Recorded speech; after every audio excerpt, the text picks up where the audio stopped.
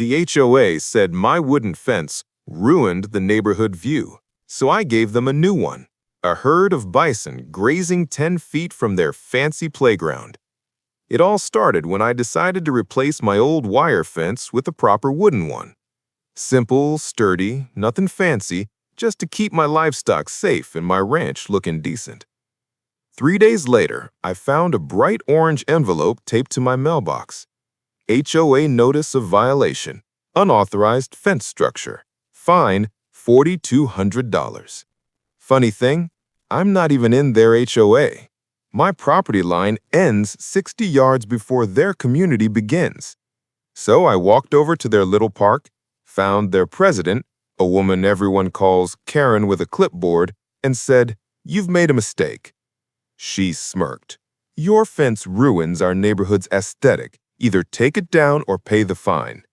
I smiled back. "All right then, you'll get your view." The next week, I had a local wildlife handler deliver something special. 3 adult American bison and 2 calves.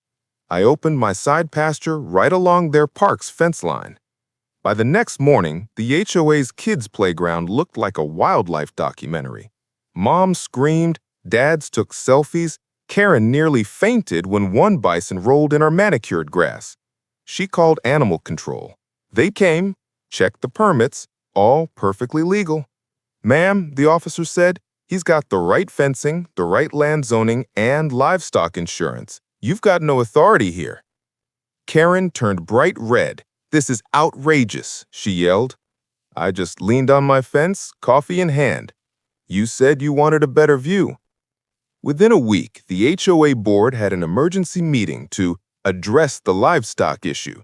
They even tried to build a higher fence to block the view, which ironically broke their own height regulations.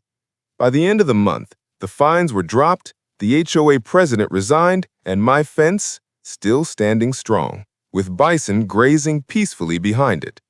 Now, every morning I sip coffee, watching the herd wander near their precious park sign that reads, "Please keep off the grass." I am Liam, and trust me, the next HOA story is even worse. Subscribe now.